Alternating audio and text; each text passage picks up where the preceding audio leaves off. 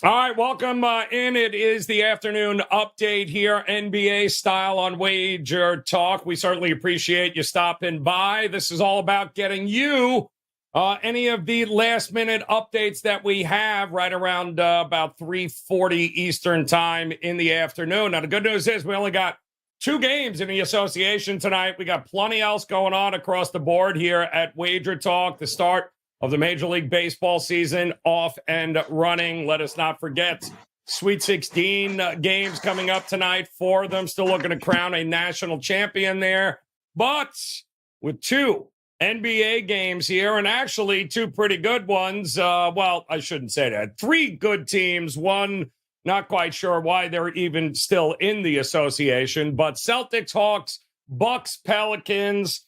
And, of course, we'll go around the room as we welcome in Double R1L, Steve Merril here, as well as Rob Vino. I would say if you are joining us live here today, whether it be on our YouTube page or on your mobile on YouTube Shorts, we go ahead and drop any questions you have about these games coming up here tonight. We'll get you all the information you need to know. Also, shout out to those of you joining us via Instagram here today. A lot going on in the world of sports here today, Merrill, but let us not forget, the NBA is in full effect, is it not here? And do you have any NBA plays locked, loaded, ready to roll?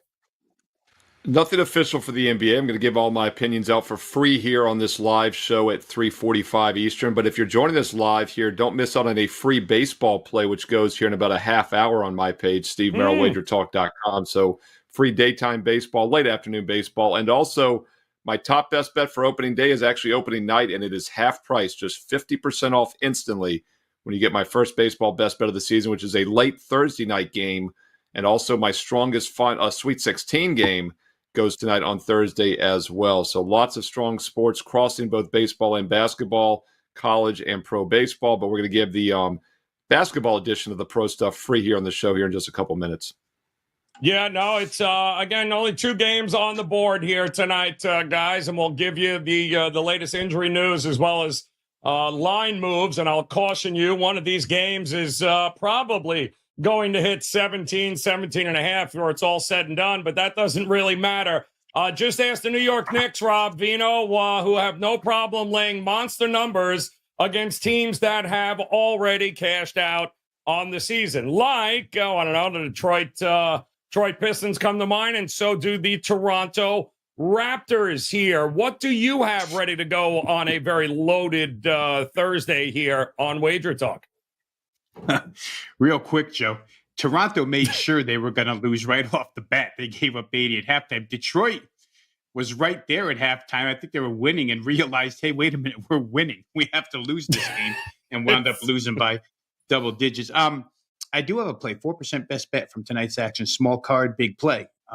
So go ahead and find it over at wagertalk.com. While you're there on the homepage, on my homepage, you'll find also a 4% best bet from college basketball Sweet 16 action tonight as we get revved up for this Thursday through Sunday push that'll leave us with only 4 teams. So a couple of big best bets up and available right now, wagertalk.com.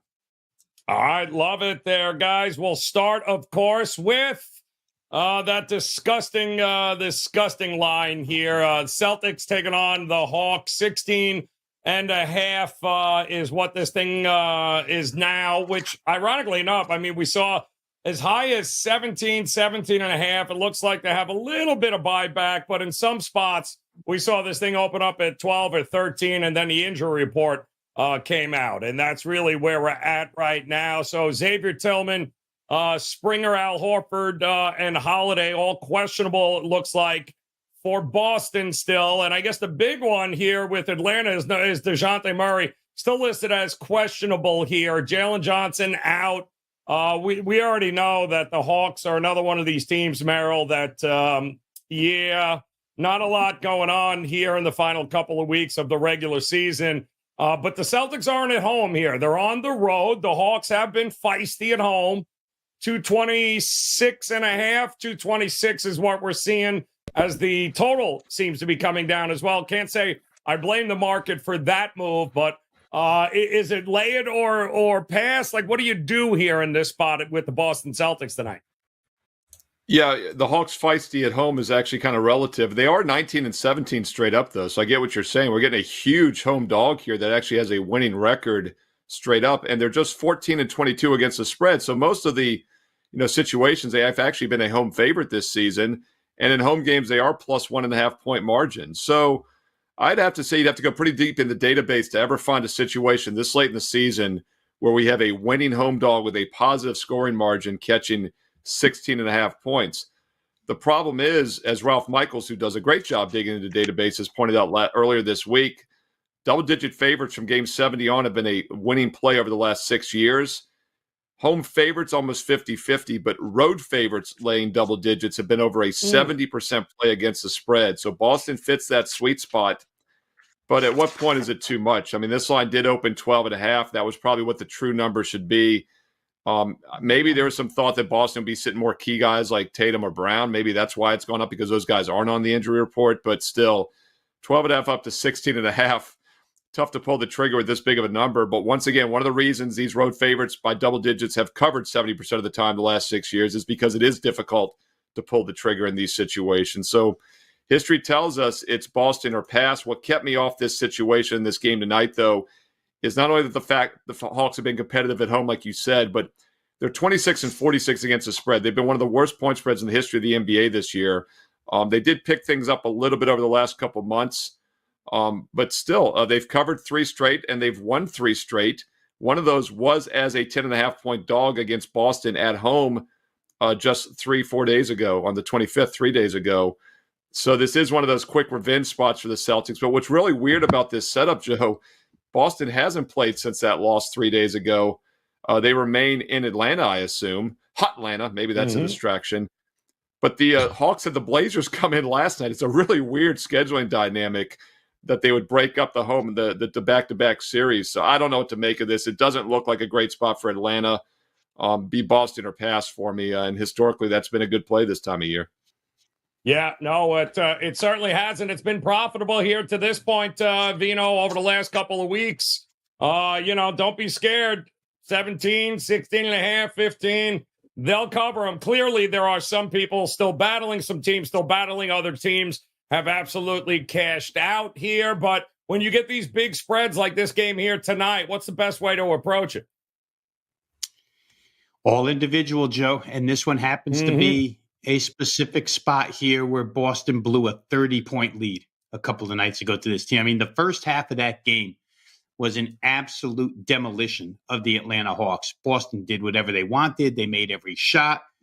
And then they wind up losing that game with a 30-point lead. And, for a team that's comfortable as the number 1 seed, right? They're not really being pushed at this point in time. You can afford a loss. We saw their top players step up to the podium after that game, pissed off to say the least. Jason Tatum was not happy. There's a bunch of quotes here in articles today.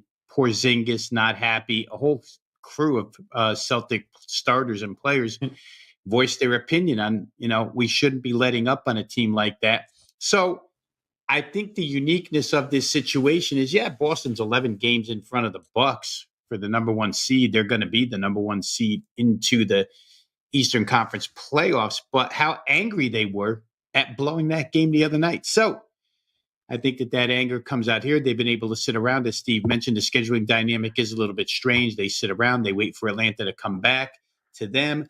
And in the meantime, Atlanta lays double digits last night against Portland. And in covering that game on a show with our colleague Ski Profit, my thought process was Atlanta wants to win that game last night because they know they're going to get slapped around here on Thursday night against the Celtics. It wouldn't surprise me if, in fact, Atlanta does rest DeJounte Murray. He was on the injury list last night, but he played 30-plus minutes, I think, in that game against Portland, which they did win.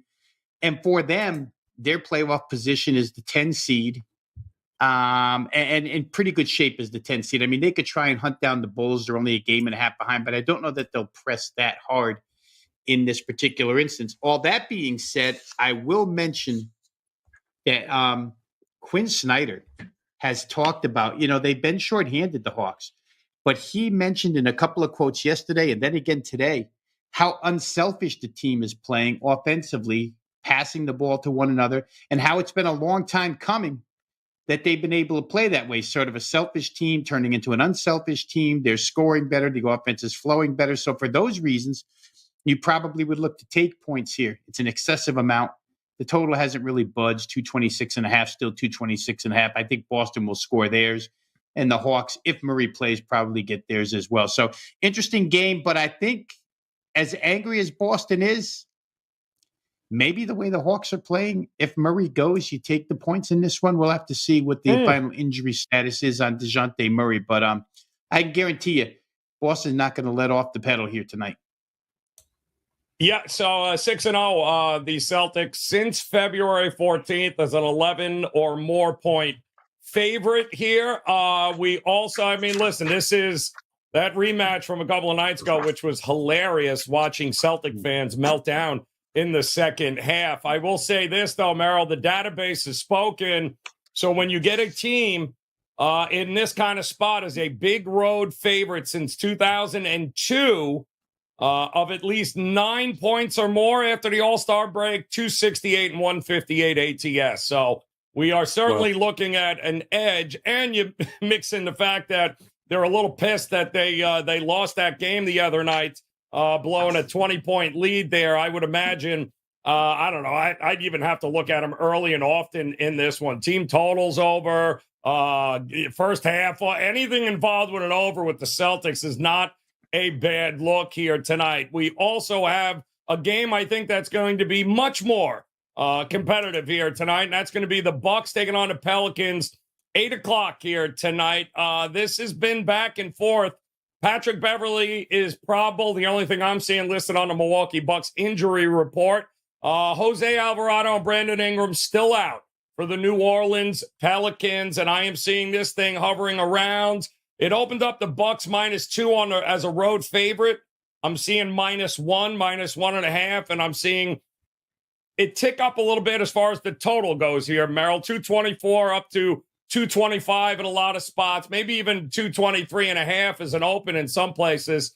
So points, we're starting to see the total over. We're starting to see the money come in towards the Pelicans at home. What are you seeing in this one? I mean, the big question for me is which team has less of a letdown after tough games the other night. Two tough losses for both of these squads. Of course, New Orleans looked like they were going to get blown out. They overcome a 20-point third-quarter deficit and actually led by 5, had a fourth-quarter lead, and then still faded down the stretch, lost by 7 at home against Oklahoma City, a high-profile opponent who's fighting for the 1 seed in the West. But then the Bucks might have been even worse. I mean, the Bucks took on the LeBron-less Lakers team and squandered a 19-point lead, fourth-quarter lead, and lost in double OT. So, I mean, you can make an argument both teams will be focused, but you could also make a point that both teams might be a little fatigued after the way they lost just 2 nights ago. If that's the case, I think the edge probably goes to the home team. That was also that dreaded first game back at home after a 4-game road trip for New Orleans, and obviously they came out sluggish, down by 20 in the third, but they did turn things on, as I mentioned, in the fourth quarter. So I would expect New Orleans to get out of the gate a little bit faster. If you're looking to play this game, maybe a first half play on the Pelicans at +0.5. They're +1 for the game, but you get them at +0.5 for the first half. If it lingers a little bit, that double OT loss from Milwaukee lingers, we might see it early on in the game. Yeah, there's a lot of confusion with this line here, Vino. I know I spoke to a lot of folks this morning that think maybe why are they a dog at home to Pelicans, to a Milwaukee Bucks team that has proven that they really can't be trusted in some spots here. Pelicans would love to get this one in there, but no Ingram. Do they have enough depth without Alvarado and Ingram to get this done? Do you agree with them being a dog here? Well, I think to your point, Joe, about Milwaukee, can you trust it? You can't trust New Orleans, right? They're the worst fourth quarter team in basketball. What happened the other night isn't the first time it happened. They're the worst scoring team. They blow more leads than, any 5 teams you can put on one hand and place together.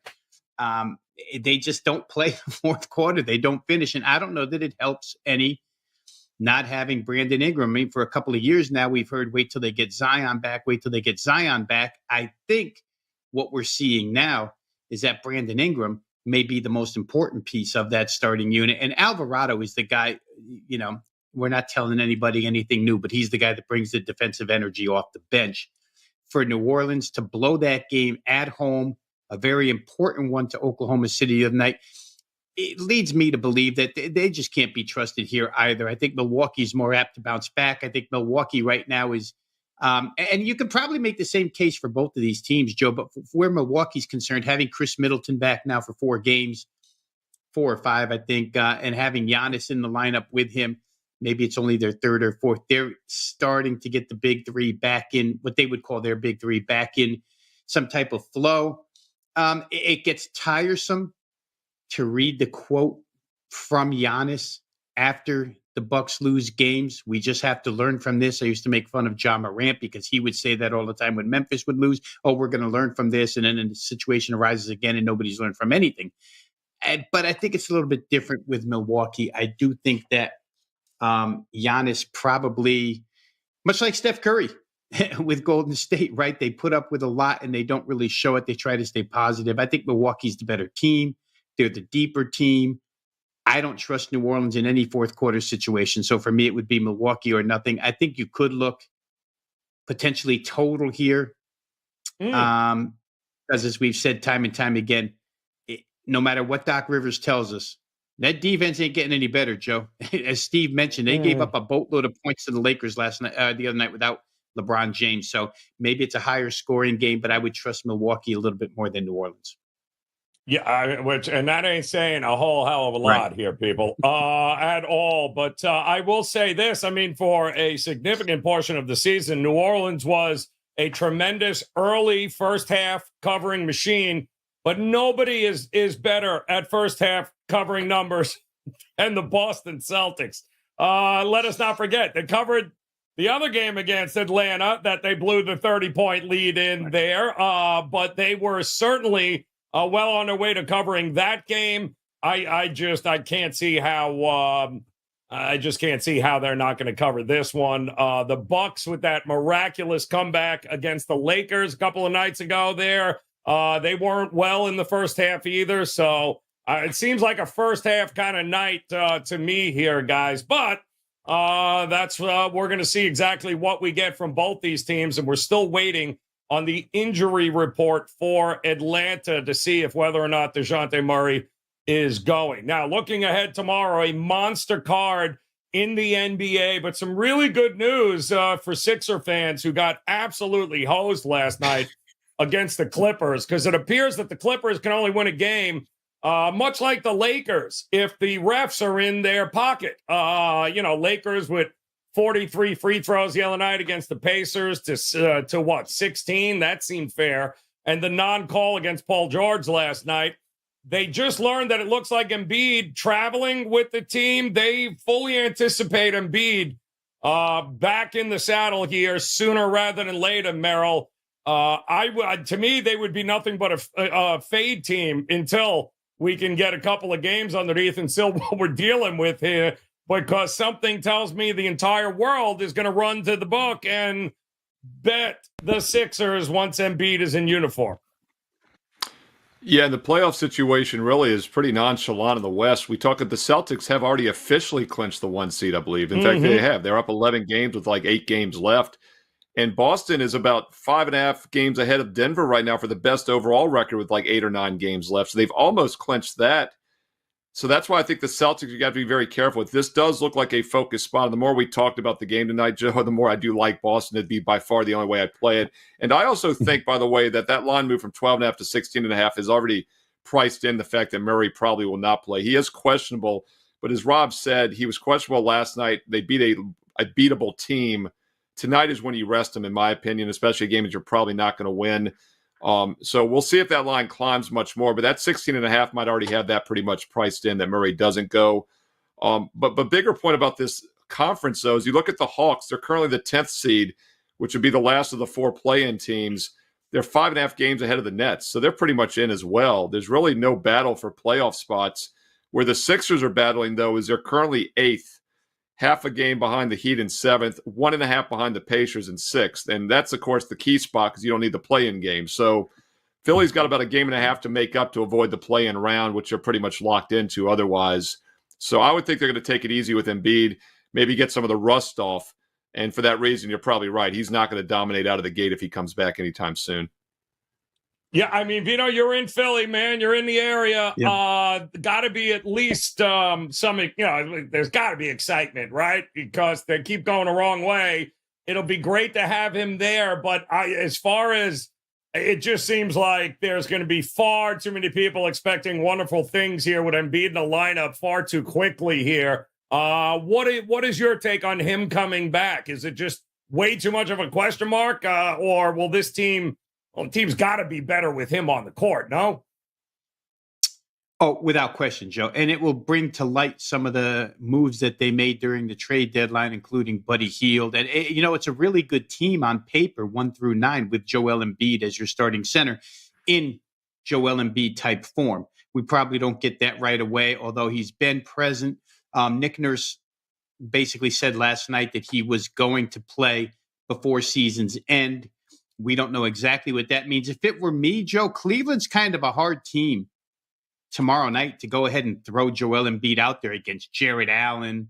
The way Cleveland plays physical, maybe you don't want to put him out there right away against those guys, hold him back for another game. But the plan all along, the hopeful plan, the wishful plan was to have him for the last 8 games of the season, which is exactly where we're at right now. I think they have 9 left, the Sixers do. So they've got him back.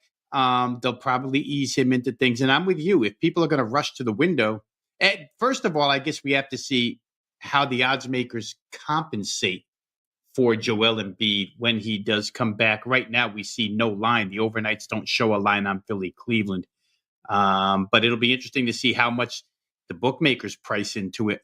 That'll probably dictate where bettors can go with it. But you would think that fading Philly right out of the chute, the first 2 games, 3 games or so, would be a smart play. But, we'll see how it goes. Joel at full force, though, for the playoffs now.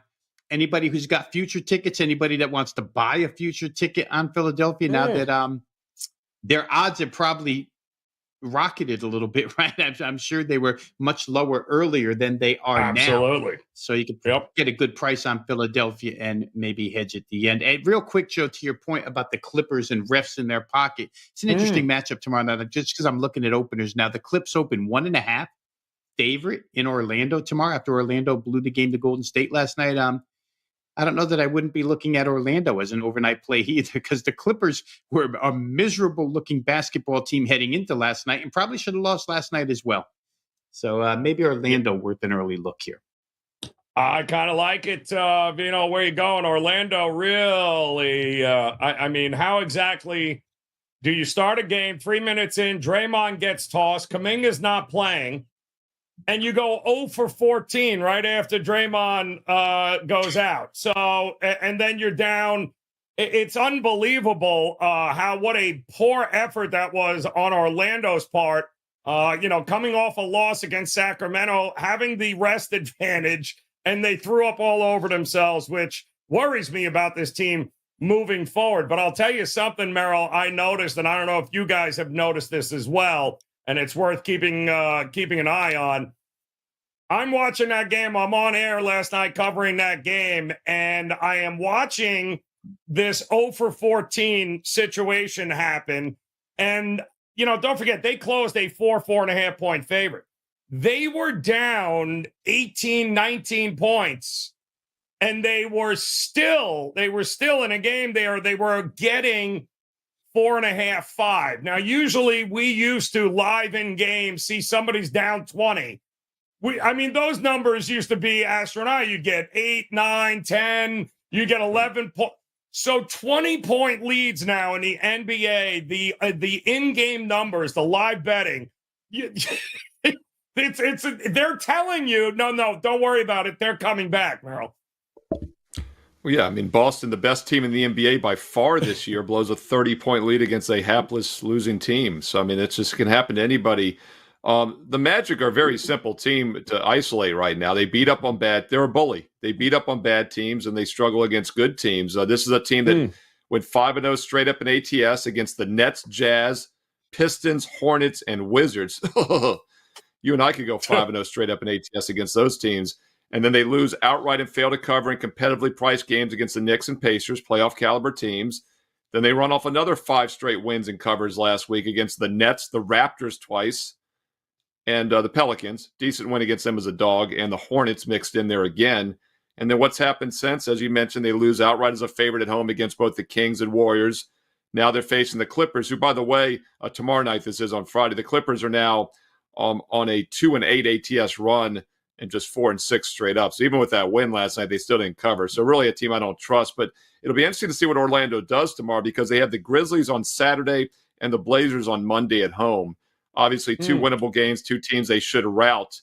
But it's going to be a no-rest situation on Saturday. So we'll have to see how hard they go tomorrow night on Friday. But if they lose that game to the Clippers tomorrow on Friday, you got to figure it would be the Magic or pass against Memphis and Portland on Saturday and Monday.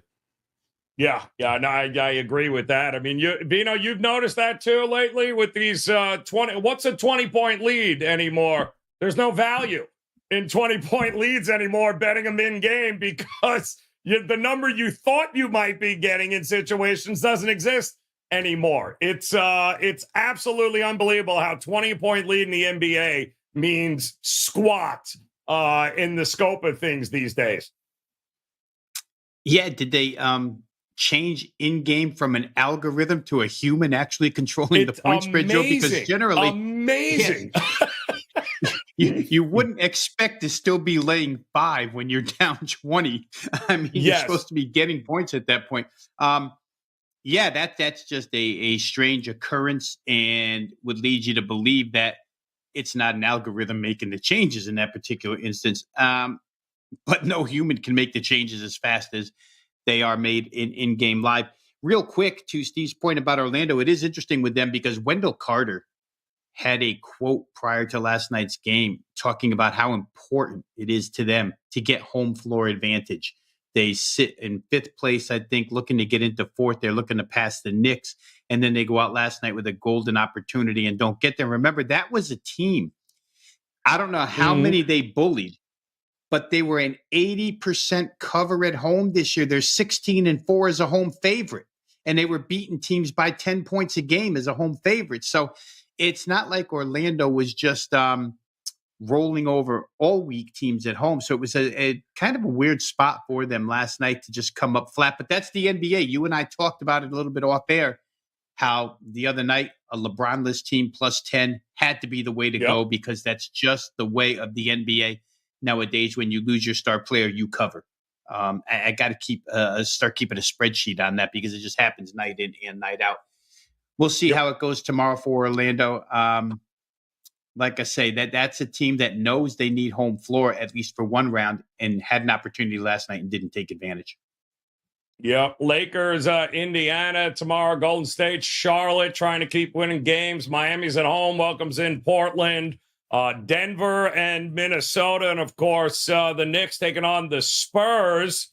OKC Phoenix, certainly going to be a game we're looking at tomorrow here on the afternoon update in the NBA. But tonight, just 2 games going on right now, and 16.5 is what the Celtics are laying. The Milwaukee Bucks still is a slight favorite, laying 1. Total is 225. So it's a light card here in the association tonight, but huge card tomorrow on a Friday. Certainly would invite you back to come back and join us tomorrow for another edition of the NBA Afternoon Update here on WagerTalk TV. We certainly appreciate you stopping by. Sweet 16, by the way, great content. If you missed some of the best bets and the game previews coming up, definitely check it out on our page at WagerTalk TV on YouTube. Those videos are locked, loaded, ready to go. We just did a huge Q&A and covered pretty much every game in the Sweet 16. That's just a couple of clicks away. And of course, Major League Baseball is back.